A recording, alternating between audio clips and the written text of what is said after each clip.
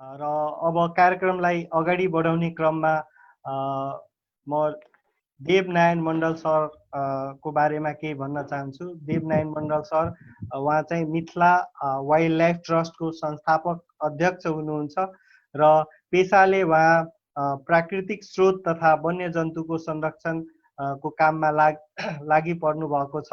उहाँ सर्पको संरक्षणमा विगत 10 वर्षदेखि लागिराख्नु भएको छ। साथै धनुषा, महोत्तरी र सिराहा जिल्लाबाट विगत 10 वर्षमा 30,000 भन्दा धेरै सर्पहरूलाई रेस्क्यु गरिसक्नु भएको छ। त्यस्तै उहाँ धनुषा धाम संरक्षित वनमा आफ्नो एक्टिभिटिजहरू गर्दै हुनुहुन्छ। लास्ट इयर भन्दा अगाडिसम्म त्यहाँ किङ कोब्रा राजगौमन राख्नु भएको थियो। त्यसले गर्दा त्यो ठाउँको टुरिज्म फर्स्ट आएको थियो र त्यो चाहिँ उहाँले नै म्यानेज गर्दै हुनुहुन्थ्यो र केही टेक्निकल प्रब्लमले गर्दा केही दिनको लागि अहिले छैन, तर फेरि हामी राख्ने प्रयासमा हुनुहुन्छ उहाँ। र उहाँले अहिले भर्खरै इन्क्रेडिबल मिथिला भनेर एउटा प्रोग्राम चलाउनु भएको छ।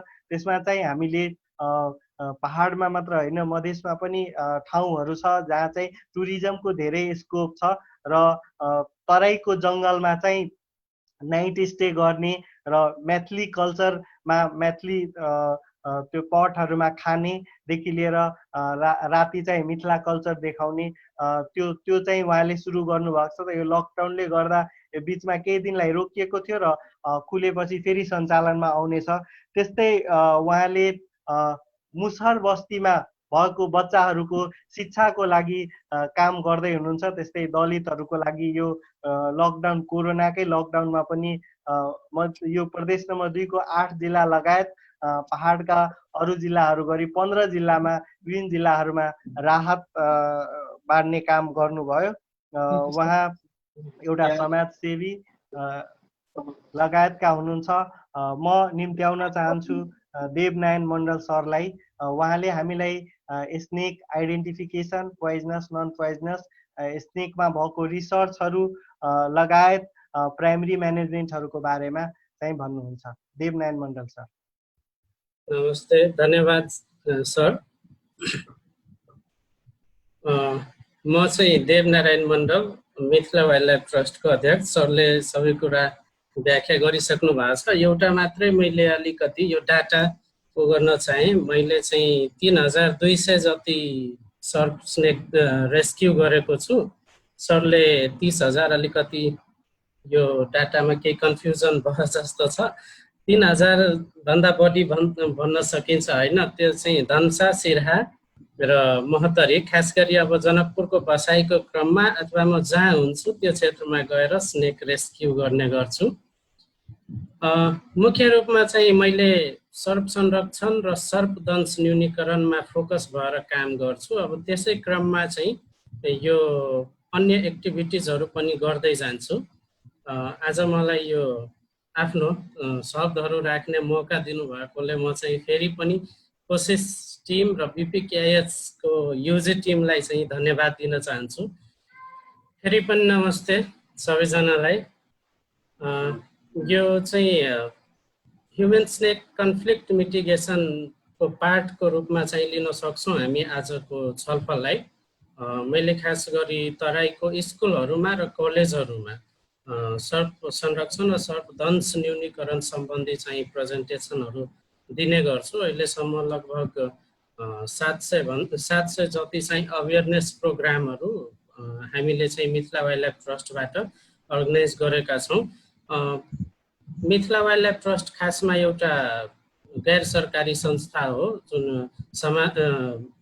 जिल्ला प्रशासन कार्यालय धनुषामा दर्ता भएर समाज कल्याण परिषदमा आबद्ध भएर चाहिँ हामीहरू काम गरिरहेका छौँ र राजस्व कार्यालयबाट हामी चाहिँ कर छुट प्राप्त संस्थाको रूपमा दर्ता भई काम गरिरहेका छौँ। मुख्य रूपमा हामी 4वटा थिममा काम गर्छौँ, जसमा चाहिँ पहिलो environment and wildlife conservation awareness प्रोग्रामहरू हुन्छ। अर्को चाहिँ wildlife rescue and rehabilitation programmes.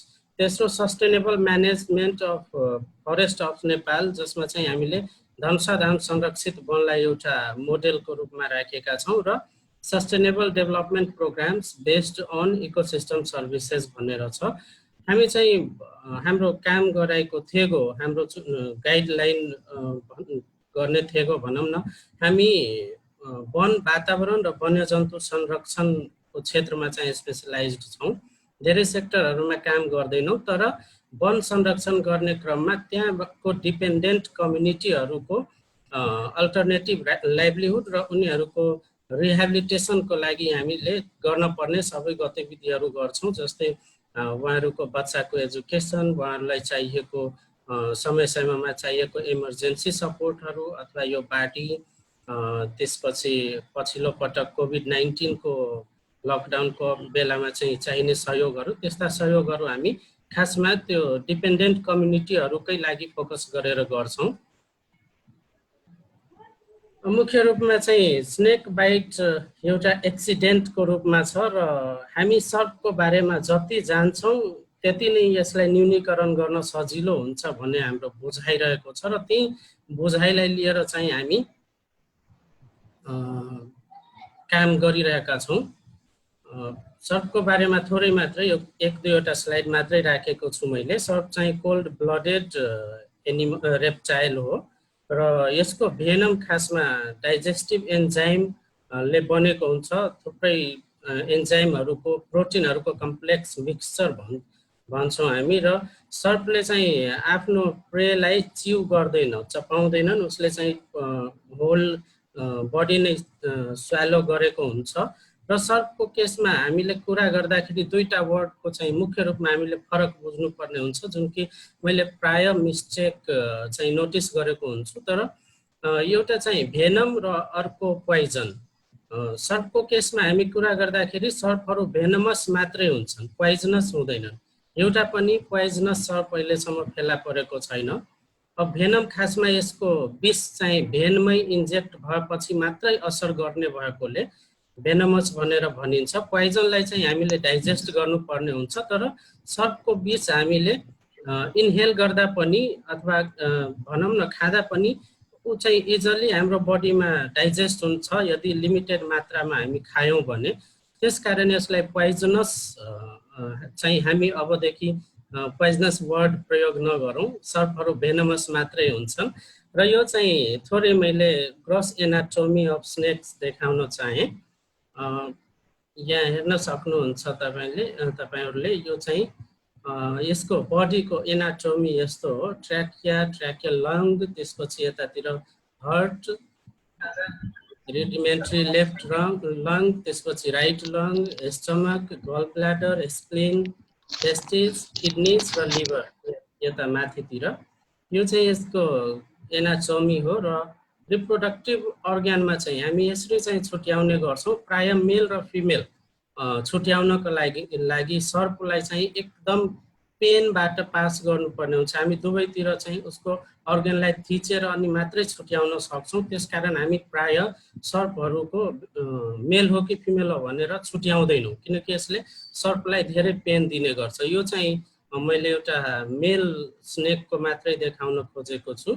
यतातिर चाहिँ स्पर, त्यसपछि सेन्ट ग्ल्यान्ड सेक्रेसन छ, त्यसपछि हेमिपेनिस पार्टली भर्टेड र यता माथितिर कर्नरमा चाहिँ उसको पेनिस यस्तो देखिन्छ भन्ने चाहिँ देखाउन खोजेको हो। नेपालमा अब हुन त अहिलेसम्म 82वटा प्रजातिहरू रेकर्ड भइसकेका छन्। थुप्रै लिटरेचरहरूमा चाहिँ अपडेट हुँदै गरेको छ। तर अब हामीले लिन सक्ने रेफरेन्समा चाहिँ अहिलेसम्म 77+ प्रजातिलाई चाहिँ हामी राख्ने गर्छौँ, जसमा 10वटा अझै 10वटा चाहिँ प्रजाति, तर सब स्पेसिजहरू मिलाएर लगभग 21वटा प्रजातिहरू चाहिँ भेनमस फेला परेका छन् अहिलेसम्म नेपालमा। र मुख्यतया 5 प्रजातिका सर्प 5 फ्यामिलीका सर्पहरू चाहिँ हामीले रेकर्ड गरेका छौँ नेपालमा, जसमा यो 5वटा प्रजातिहरू पर्छन्। र सर्पहरूमा मुख्य रूपमा अब नेपालमा जुन स्टडी भएको छ यो सर्पदंशको केसमा, त्यो पहाड केन्द्रित अथवा हिमाल केन्द्रित स्टडी मात्रै भएकोले अलिकति कन्फ्युजन कहाँनिर छ भने नेपालमा वाइपर सर्प टोकेर बढी मृत्यु भएको चाहिँ रेकर्डहरू देखाउँदैछन्। तर मुख्य रूपमा WHO ले नेपालको 24 वटा जिल्लालाई सर्पदंशबाट अति प्रभावित जिल्लाको रूपमा राखेको छ, जसमा 22 वटा चाहिँ पुरै तराई र 2 वटा एडजोइनिङ डिस्ट्रिक्ट भनेर। अब 24 वटा जिल्ला जब तराईकै अथवा तराईसँग जोडिएकै जिल्लाहरूमा सबैभन्दा बढी सर्पदंश भएका छन् भने यो तराईको जिल्लाहरूमा वाइपर सर्पका प्रजातिहरू एकदम न्यून छन् र त्यसकारण यो वाइपरको कारणले बढी मृत्यु भएकोले चाहिँ अलिकति गलत सेन्स दिएको जस्तो देखिन्छ। त्यो किन पनि भएको हुन सक्छ भने हाम्रो अध्ययनकर्ताहरूले अथवा नेपाल सरकारले हाम्रो युनिभर्सिटीहरूले बाट जसले जिम्मा पाएको थियो अध्ययन गर्ने, उसले चाहिँ अथवा उहाँहरूले तराई र तराईसँग जोडिएको जिल्लाहरूमा भन्दा पनि पहाड र हिमालको जिल्लाहरूमा बढी उहाँहरूको पहुँच भएकोले उहाँहरूले नेसनल डाटाकै रूपमा वाइपरबाट बढी सर्प मृत्यु भएको हो भनेर देखाउनु भएको छ। तर मुख्य रूपमा तराईमा यो कोब्रा र करेत बढी पाउने भएको र एक्चुअल डाटाहरू चाहिँ केलाउँदाखेरि कोब्रा र करेतको कारणले बढी मृत्यु भएको देखिन्छ। हामी पछिल्लो अर्को स्लाइडहरूमा हामी छलफल गर्दै जान्छौँ। मुख्यतया चाहिँ कोब्राले सबैभन्दा बढी टोकाइ भएको देखिन्छ, तर मृत्यु चाहिँ करेत सर्पले टोकेर बढी भएको हो। र लिथल डोजको कुरा गर्दाखेरि कोब्राको 0.12 ग्राम, करेतको 0.06 ग्राम र रसेल्स वाइपरको 0.15 ग्रामले चाहिँ एउटा मान्छेलाई मार्न सक्छ। तर यो फेरि जेनरलाइज गर्न मिल्दैन हामीले, किनकि जुन व्यक्तिलाई सर्पले टोकेको छ त्यो व्यक्तिको हेल्थ कन्डिसनमाथि यो कम्प्लिटली डिपेन्ड हुने कुरा हो।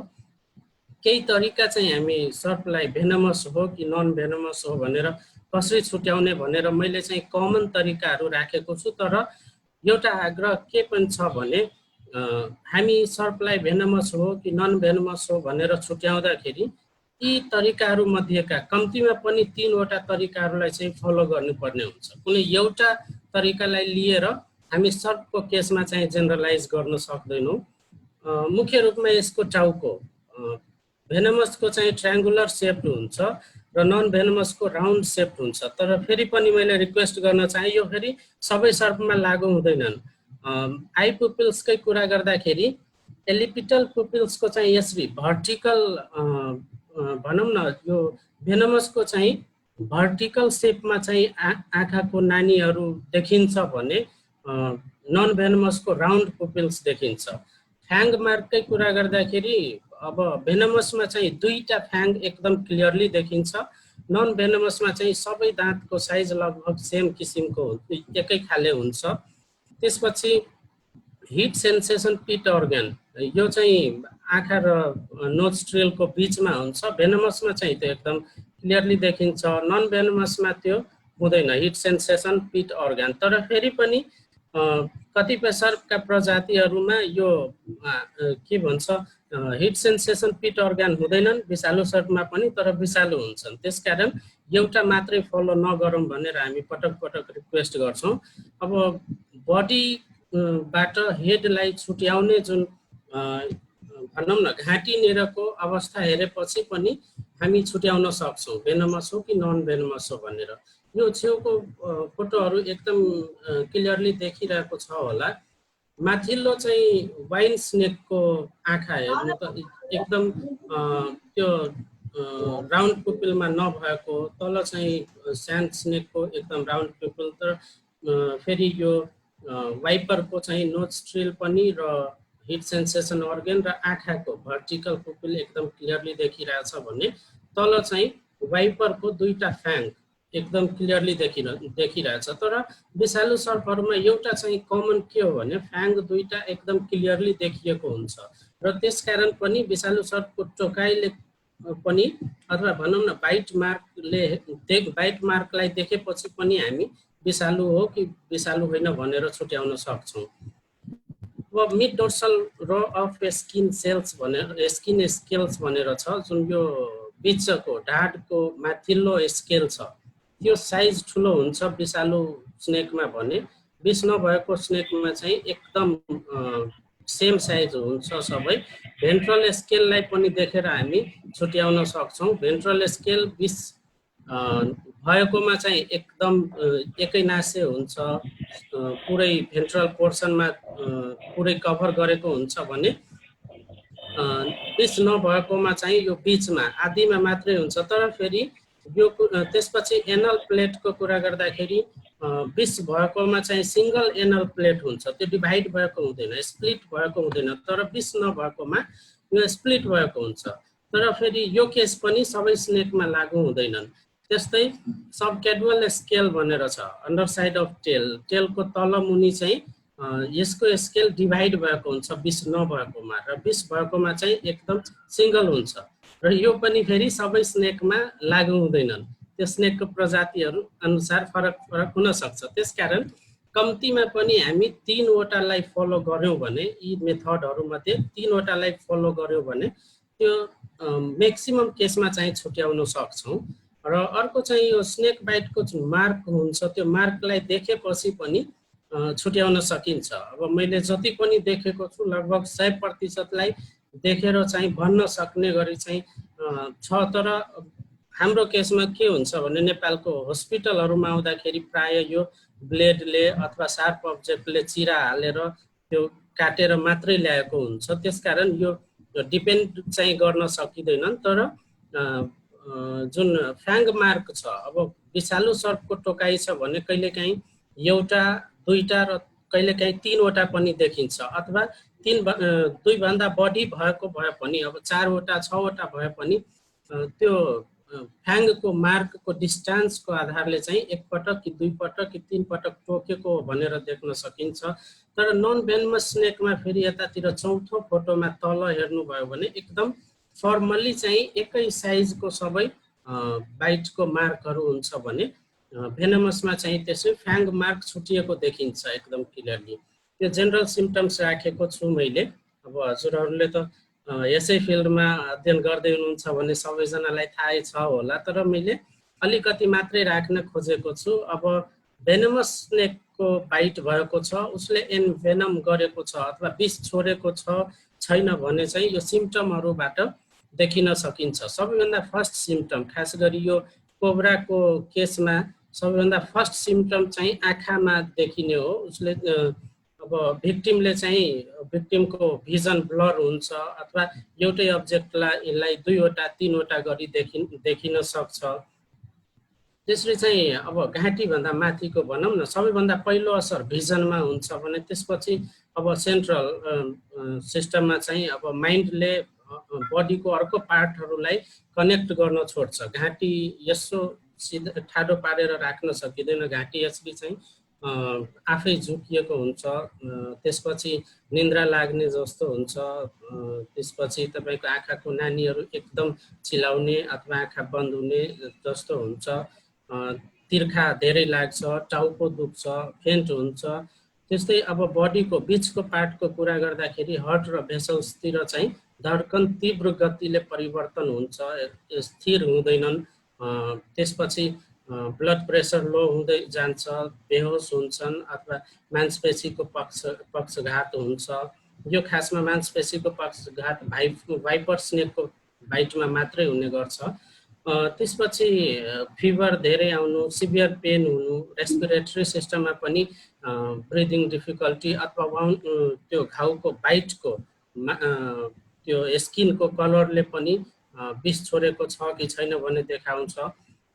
तर यो सबै कुरा गरिरहँदाखेरि अब सबै पेसेन्टमा चाहिँ अथवा भिक्टिममा, सबै भिक्टिममा एकै खालले चाहिँ असरहरू देखाउँदैनन्। एउटै सर्पले एकजनालाई टोकेपछि उसलाई चाहिँ पहिलो सिम्पटम भनेको ब्लडीनेस देखाउँछ भने अर्को व्यक्तिलाई चाहिँ त्यो फेन्ट हुन सक्ने देखाउन सक्छ अथवा हेडेक हुन सक्ने देखाउन सक्छ। त्यो किन भन्दाखेरि अब सर्पको विष मुख्य रूपमा यो प्रोटिनहरूको कम्प्लेक्स मिक्सचर हो र त्यो प्रोटिन बडीमा भेनममा इन्जेक्ट भएपछि कुन प्रोटिनले असर गर्न बढी समय पायो अथवा कुनले चाहिँ बडीमा फेरि कुन तत्त्वको मात्रा कम छ, कुनको बढी छ, त्यो हिसाबले चाहिँ यो सिम्पटम आफै जेनेरेट हुने हो।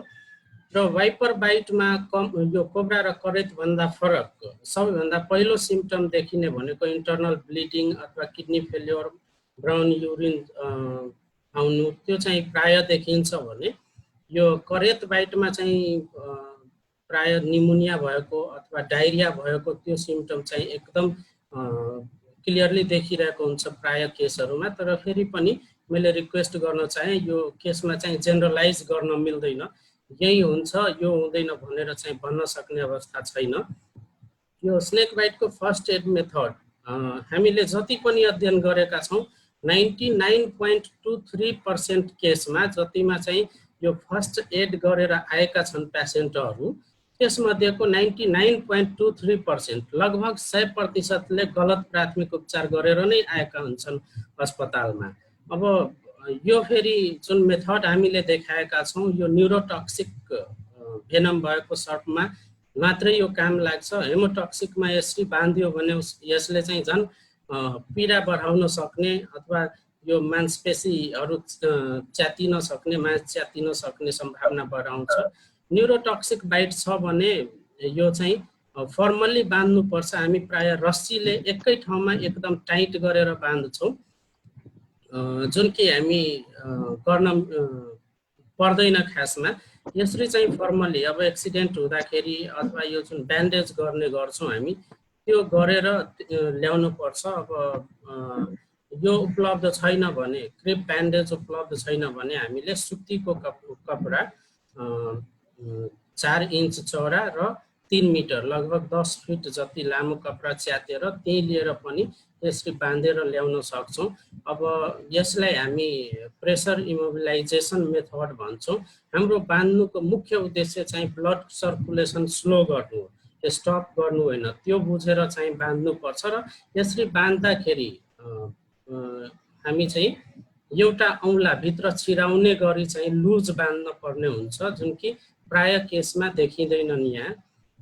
यो चाहिँ म तपाईहरुसँग शेयर पनि गर्छु यसको पीडीएफ, तपाईहरुले रेफरेन्स लिनु होला। यो इन्टरनल स्नेक बाइट डेथ रेकर्डले चाहिँ यो इन्टरनेशनल स्नेक बाइट डेथ रेकर्डले देखाएको हाम्रो नेपालमा चाहिँ 101 देखि 1000 जति वार्षिक मृत्यु हुने उसमा पर्छौं हामी। तर यो डाटाको धेरै ठूलो ग्याप हो। हामीले तराईको हस्पिटलहरुमा गरेको अध्ययन अनुसार अहिले पनि नेपाल सरकारको तथ्याङ्कमा 32 देखि 48% केस मात्रै रेकर्ड भइरहेका छन्।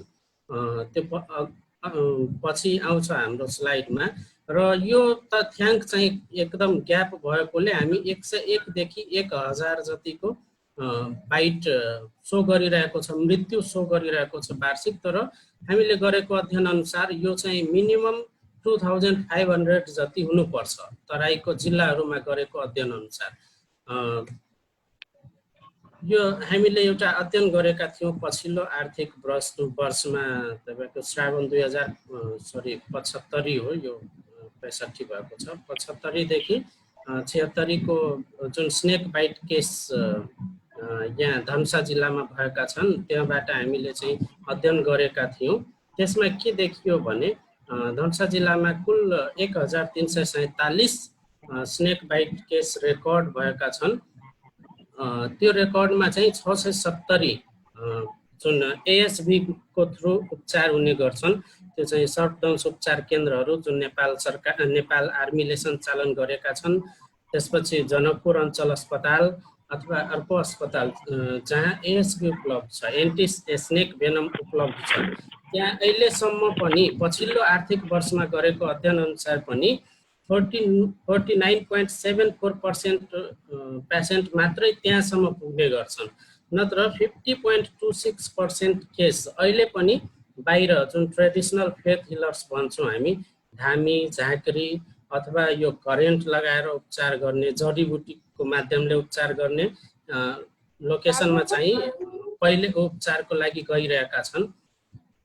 अलिकति हामीले मन्थ वाइज पनि देखाउन खोजेका छौँ यो कम्पेयर गर्नको लागि। सबैभन्दा बढी स्नेक बाइट धनुषा जिल्लामा श्रावण महिनामा रेकर्ड गरिएको हो।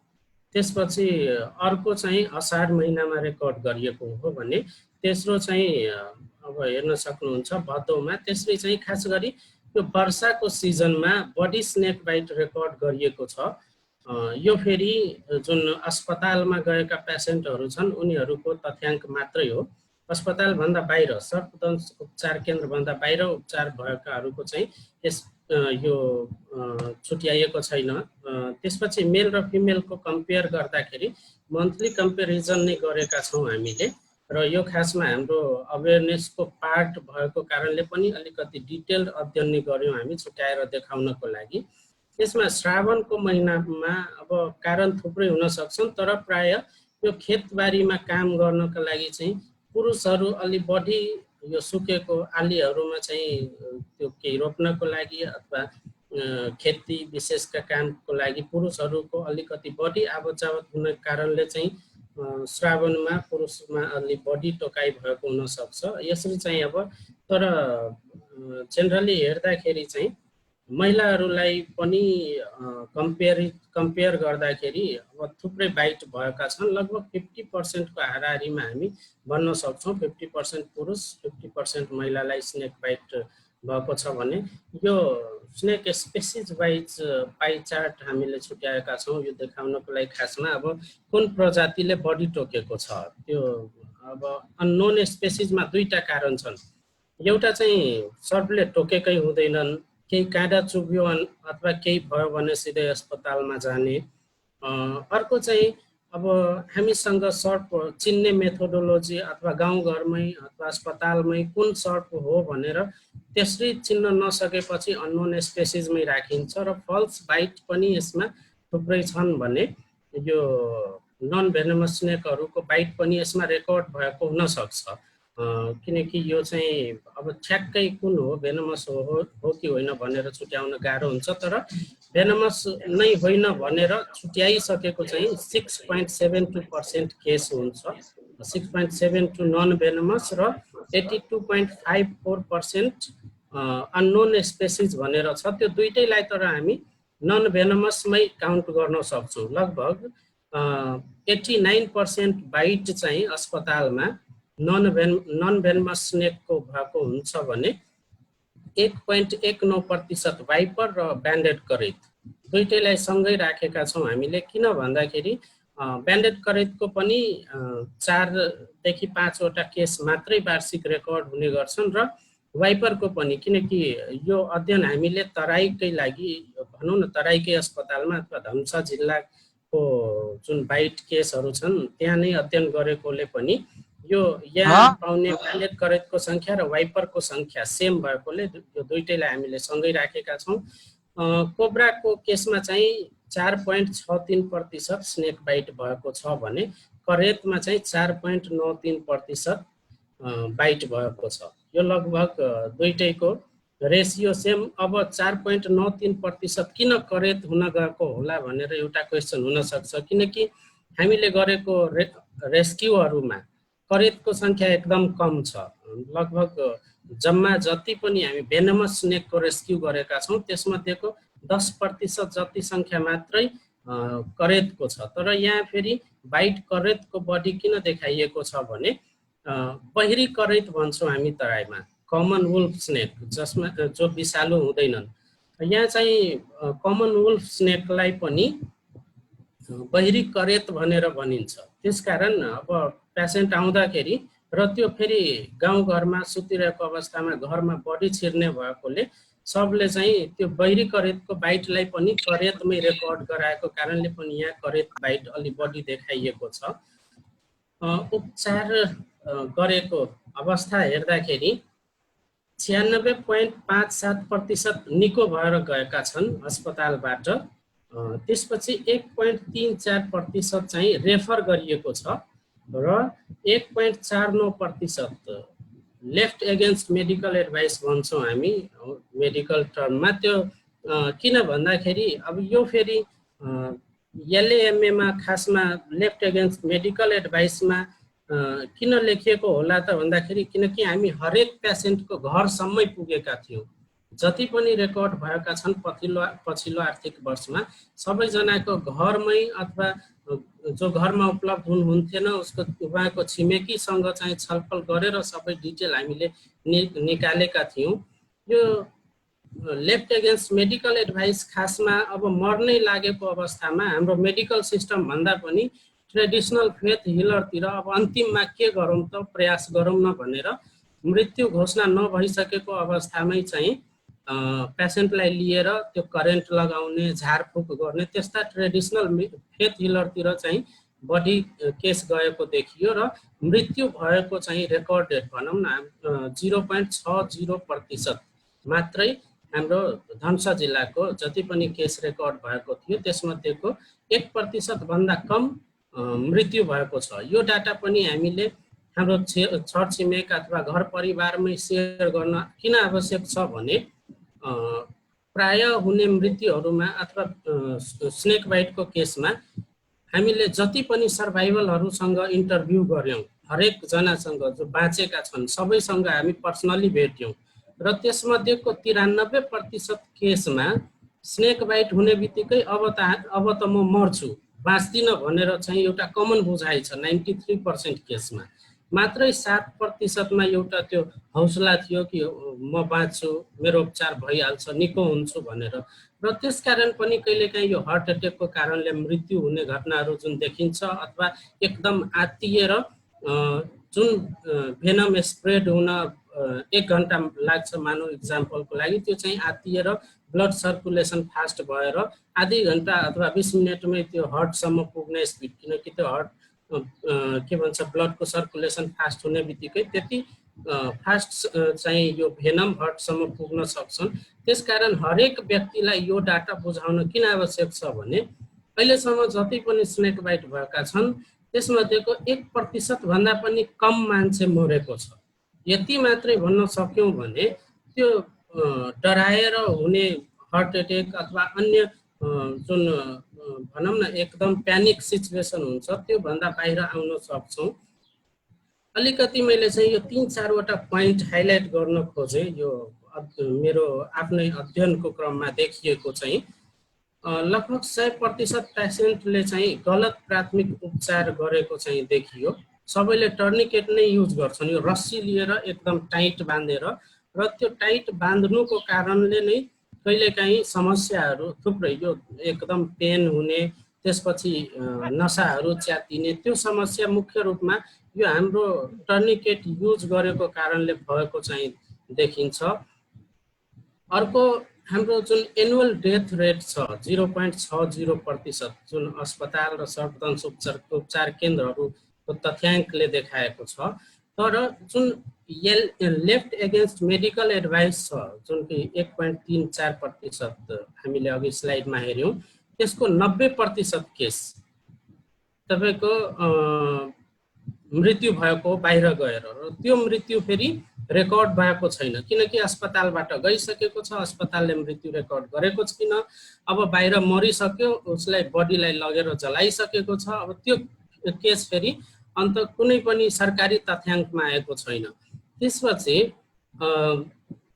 0.49% हाम्रो जुन 1.34% रेफर्ड पेसेन्ट थियो त्यसमध्येको 35% चाहिँ ट्रान्सपोर्टेसनकै क्रममा मरेका छन् र मरिसकेपछि उनीहरूको रेकर्ड चाहिँ अर्को ठाउँमा चाहे भनौँ न यहाँबाट धरान रेफर गरियो अथवा विराटनगर रेफर गरियो पेसेन्ट बाटोमै मर्यो अथवा ढोकामै पुग्ने बित्तिकै मरिसकेको छ भने त्यो एडमिट गर्दैनन् त्यहाँ पुगेर त्यस्ता केसहरू पनि हाम्रो सरकारी तथ्याङ्कमा आउन सकेका छैनन्।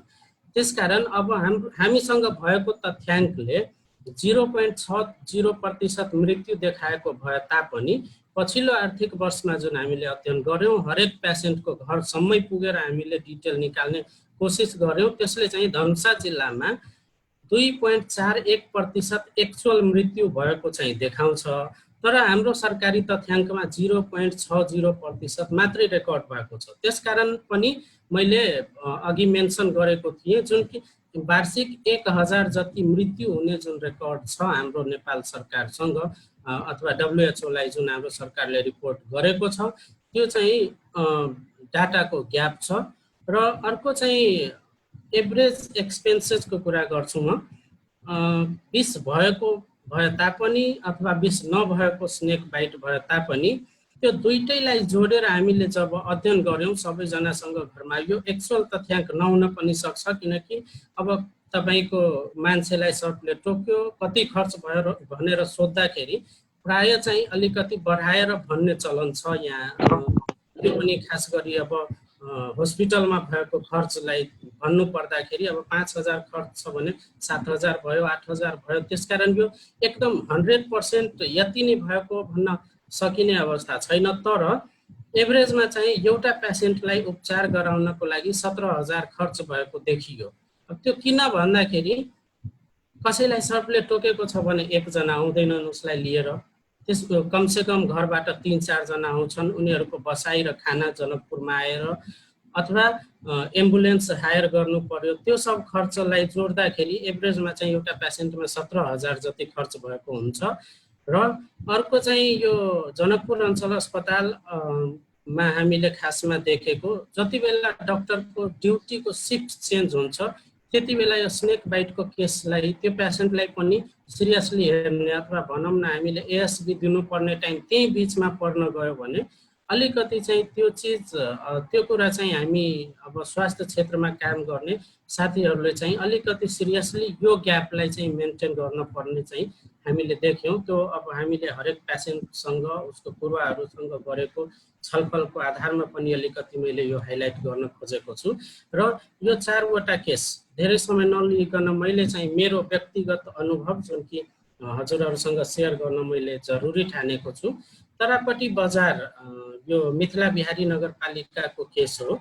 10 महिनाको एउटा बच्चालाई चाहिँ राति 1:30 बजेतिर उसको आमाले करेत सर्प केटाको माथि बसेको चाहिँ देखियो, आफ्नो छोराको माथि, र त्यो सर्पले टोकेको थियो त्यो बच्चालाई। 1:30 बजे चाहिँ करेत सर्पले टोक्यो। त्यसपछि त्यो बच्चालाई लिएर जनकपुर अञ्चल अस्पताल पुर्याइयो। म चाहिँ बिहान 3:30 बजे गएर त्यो स्नेक रेस्क्यु गरेको थिएँ, राति नै भनौँ न 3:30 बजे म पुगेर रेस्क्यु गरेँ। मैले बच्चाको गार्जियनलाई यो करेत सर्प हो र करेत सर्प भएकोले यो सर्पले टोकेको हो भनेर तपाईँहरू डक्टरसँग भन्नुहोस् भनेर 3:30 बजे मैले कन्फर्म गरेँ। तर 6:30 बजेसम्म त्यो बच्चालाई जनकपुर अञ्चल अस्पतालमा डायरिया र निमोनियाको उपचार गरिँदै थियो 6:30 बजे। त्यसपछि 6:30 बजे चाहिँ डाक्टर जामुन प्रसाद सिंह उहाँ राउन्डमा आउँदाखेरि उहाँले चाहिँ यो त स्नेक बाइटको सिम्टम जस्तो देखिन्छ भनेर त्यसपछि मात्रै त्यो बच्चालाई रेफर गरिएको थियो, त्यो पनि विराटनगर एउटा प्राइभेट नर्सिङ होममा। अब प्राइभेट नर्सिङ होममा फेरि यो एएसबी हुँदैनन्, किनकि एएसबी नेपाल सरकारले फ्रीमा, त्यो पनि नेपाल सरकारको सर्टिफाइड मेडिकल प्र्याक्टिसनर बस्ने ठाउँमा सब्सिडाइज गरेर चाहिँ एएसबी उपलब्ध गराउँछ। त्यस्तो पेसेन्टलाई प्राइभेट हस्पिटलमा अथवा प्राइभेट क्लिनिकमा किन रेफर गर्नु पर्यो?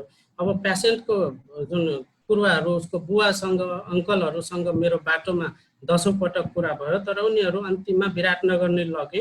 3 दिन बच्चालाई आइसियु र भेन्टिलेटरमा राखियो र बच्चा चाहिँ त्यहाँ मर्यो। अब अर्को चाहिँ एउटा धनसाधाम नगरपालिकाको कुरा गरौँ। अब राति उसलाई 10:30 बजेतिर चाहिँ केही घोचेको जस्तो देखियो र त्यो 19 वर्षको केटालाई चाहिँ त्यो घोचेको देख्यो। सर्प बाइट हो कि के हो भनेर कसैलाई थाहा भएन। उसको ग्यास्ट्रिक भयो, पेट एकदम फुल्यो। त्यति बेला ग्यास्ट्रिक नजिकैको यो हेल्थ प्र्याक्टिसनरहरू एचएहरूले हाम्रो गाउँघरतिर तराईमा उपचार गर्छन्। त्यहाँ लगेपछि ग्यास्ट्रिकको ट्याब्लेट दिएर खाएर सुत्यो केटा। अब बिहान आएर चाहिँ केटाको अवस्था एकदम सिरियस भइसकेको थियो र त्यति बेला अस्पताल लगेर पनि बचाउन सकिने अवस्था देखिएन। र यो केस पनि खासमा अब अस्पतालमा जुन हामी लेफ्ट एगेन्स्ट मेडिकल एडभाइस भनेर भन्छौँ त्यही केस हो। अब त्यो मृत्यु फेरि हाम्रो अस्पतालमा रेकर्ड भएको छैन, किन भन्दाखेरि त्यो मृत्यु बाहिर भएको हो। र जनकपुरकै एउटा एभरेस्ट ब्याङ्कको कर्मचारीलाई पछिल्लो महिना नै टोकेको थियो। 2 घन्टा इमर्जेन्सीमा बस्यो मान्छे, 2 घन्टासम्म एकजना पनि हेर्न गएनन्। अब संजोग भनौँ त्यो विष नभएको सर्पले टोकेको कारणले केही भएन, तर त्यही विषालु सर्पले टोकेर गएको भए 2 घन्टासम्म अवस्था के हुन्थ्यो, यो चाहिँ हामीले अलिकति। त्यसपछि मधुबनी बिहारको एउटा महिला यो चेकर्ड किलब्याक ढोरिया सर्प टोकेर यो टर्निकेट युज गरेर रस्सी एकदम टाइट बाँधेर जनकपुर अञ्चल अस्पतालमा लिएर आएको थियो।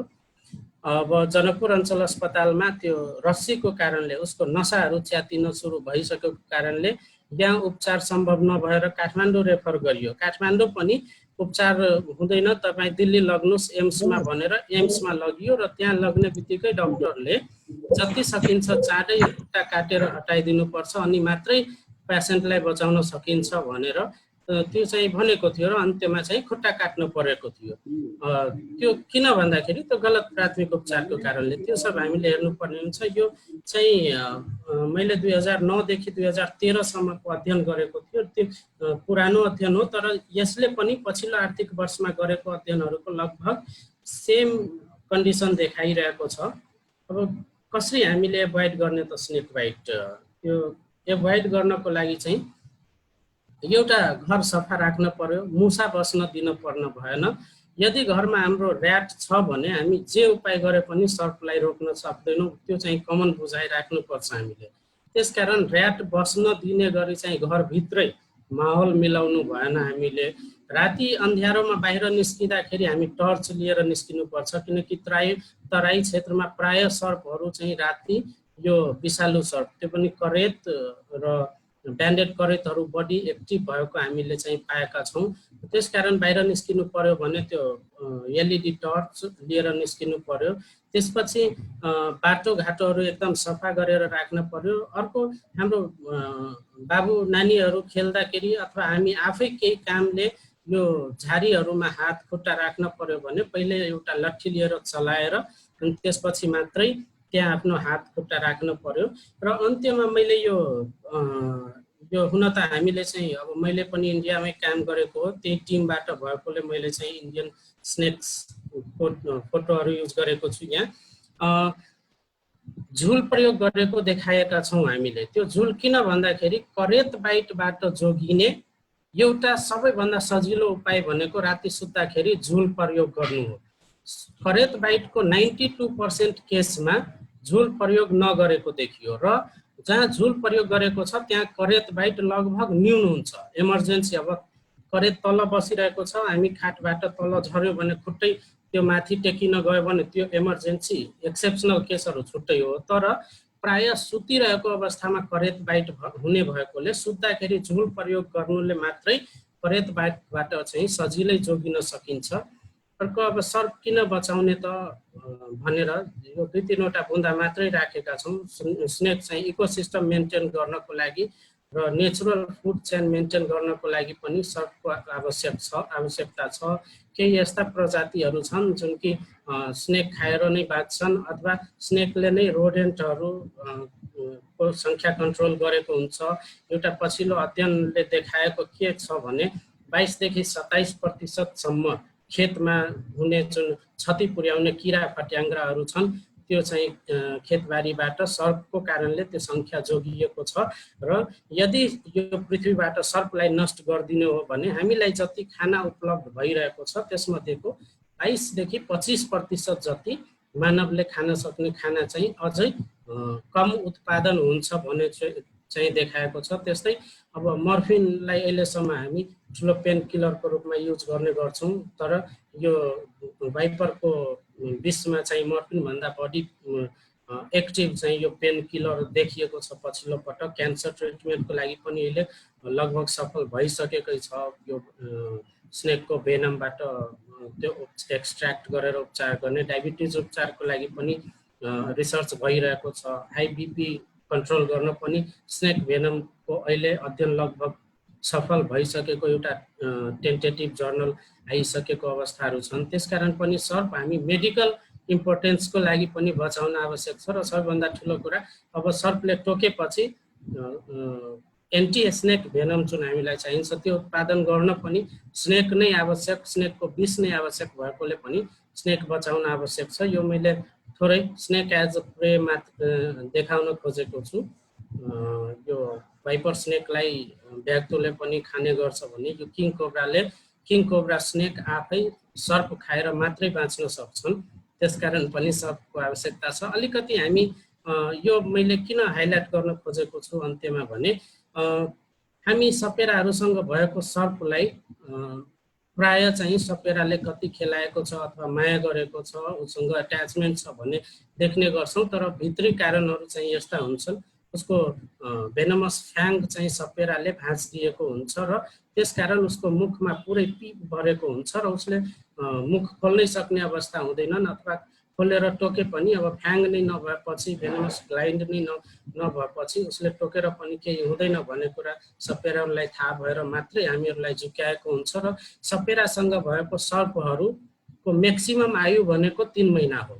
सपेरासँग जति पनि सर्प छ 3 महिनाभित्र मर्छ नै, त्यो चाहिँ एकदम ग्यारेन्टी हो। हामीले गरेको अध्ययनमा 99% केसमा सपेराहरू, त्यसकारण पनि सपेराहरूको जुन इन्डिजेनस नलेज छ त्यो के उनीहरूलाई सिकाएको छ भने 3 महिनाभित्रै सपेरासँग भएको साँपलाई बाहिर छोडिदिनुपर्छ जङ्गलमा, नत्र अनिष्ट हुन्छ भनेर उनीहरूको एउटा मान्यता छ। र त्यसकारण 3 महिना पुग्न अगावै उनीहरूले त्यो सर्पलाई बाहिर छोडिदिने गर्छन् र सर्पलाई चाहिँ भेनम ग्लाइन्ड अथवा भेनम नभएको अवस्थामा उसले पुरैलाई आफ्नो खानालाई डाइजेस्ट नै नगर्न सक्ने अवस्था भएकोले त्यो सर्पहरू सुकेर बिस्तारै मर्छन्। र अर्को कहिलेकाहीँ हामी सर्पहरू बाहिर देख्छौँ, त्यो सर्प चलिरहेको छैन, किन चलेको छैन भनेर हामी पूजा गर्ने चाहिँ गर्छौँ। यो गुजरातको एकजना साथीले चाहिँ फोटो लिनुभएको थियो गुजरातमा, राजजीले। यो सर्पले चाहिँ अब ऱ्याटकै स्मेल आएको कारणले त्यो पोलिथिन नै भित्र स्वालो गरिसकेको थियो र त्यस्तो अवस्थामा सर्प चाहिँ 3 दिनदेखि चलेको थिएन र सबैले नाग देवता आयो भनेर त्यहाँ मन्दिर समेत बनाउन सक्ने अवस्थामा उहाँहरू पुगेर के रहेछ त वास्तविकता भनेर अध्ययन गरेर हेर्दाखेरि यसरी चाहिँ पोलिथिन भित्र थियो र त्यसकारण चाहिँ चल्न सकेको थिएन र बिस्तारै यो तेस्रो दिनमा चाहिँ मृत्यु पनि भइसकेको थियो सर्पको। त्यति छ। अरू केही हजुरहरूको केही क्वेरिज सजेसन केही छ भने दिनु होला, नत्र मैले समयभन्दा तोकेको समयभन्दा 15 मिनट बढी लिएको छु जस्तो देखिरहेछ। धन्यवाद देवनारायणजी। हामीले क्वेसनहरू चाहिँ लास्टमा लिन्छौँ, क्वेसन कलेक्ट गर्दैछौँ र क्वेसनहरू लास्टमा लिन्छौँ। हुन्छ सर, ल धन्यवाद देवनारायणजी। उहाँले हामीलाई यो स्नेकको आइडेन्टिफिकेसन, केही सिम्टम्सहरू र हाम्रो जनकपुर लगायतका एरियामा भएका रिसर्चहरूको बारेमा भन्नुभयो र सरी उहाँले मलाई डाटा चाहिँ 3000 नै दिनुभएको थियो, मैले 30,000 भनेछु, उहाँले करेक्ट गर्नुभयो। अब